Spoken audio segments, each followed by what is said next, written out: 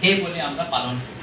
যেহেতু সেই দিনটা রবিবার দিন পড়েছে, সেদিন আমরা কিন্তু এই ক্যাম্পটা, এই শিবিরটা কিন্তু শেষ করতে পারি, যার বদলে আজকে আমরা। তো সবার আগে আমরা জেনে নেব যে বন্ডেড লেভেল বলতে কি বোঝায়। আমরা যে বন্ডেড লেভেল নিয়ে এটা শিবির করছি, একটা লিগাল অ্যাওয়ারনেস ক্যাম্প করছি আপনাদের কাছে এসে, তো বন্ডেড লেভেল বলতে কি বোঝায়। যদি আমরা বাংলায় এই ইংরেজি শব্দের মানেটা কি, তাহলে যদি আমরা বাংলাতে বলি ওটাকে, তাহলে বাংলাতে মানে দাঁড়াচ্ছে বন্ধকি শ্রমিক। বন্ধকি শ্রমিকের প্রথা কিন্তু অনেক পুরনো। যখন আমাদের দেশ স্বাধীন হয়নি তার আগে থেকে এই প্রথাটা চলে আসছে। তো এই প্রথাটা কি? এই প্রথাটা হলো আমাদের যে গ্রামগুলো আছে, আমাদের দেশে যে বিভিন্ন জেলায় গ্রামগুলো আছে, ওখানে কিন্তু খুব দরিদ্র শ্রেণী, যারা আপনার আর্থিকভাবে খুবই দুর্বল, তারা কিন্তু ওই রকম মানুষজন বসবাস করে। গ্রামগঞ্জ এলাকায় রুজি রোজগারের সুযোগ, কাজের সুযোগ কিন্তু খুবই কম। যেহেতু আমাদের গ্রামে কিন্তু কলকারখানা বলুন, সরকারি বেসরকারি অফিস বলুন, এগুলোর সংখ্যা খুবই কম।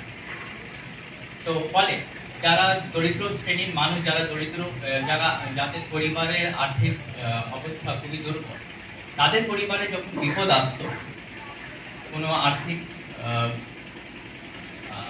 সহায়তার প্রয়োজন পড়েছে, ওনার বাড়িতে হয়তো কারো খুব শরীর খারাপ হয়ে গেছে, উনি হয়তো কোনো কাজ না থাকার জন্য তার পরিবারের জন্য খাবার জোগাড় করতে পারছেন না পরিবারের সদস্য, তখন কিন্তু উনি কি করতেন, উনি যে গ্রামের ধনী ব্যক্তি আছেন তার কাছে যেতেন, ওনাকে কিছু টাকা লোন হিসেবে, ঋণ হিসেবে দেওয়ার জন্য অনুরোধ করতেন। ওই গ্রামের ধনী ব্যক্তি ওনাকে ঋণ হিসেবে টাকাটা দিতেন।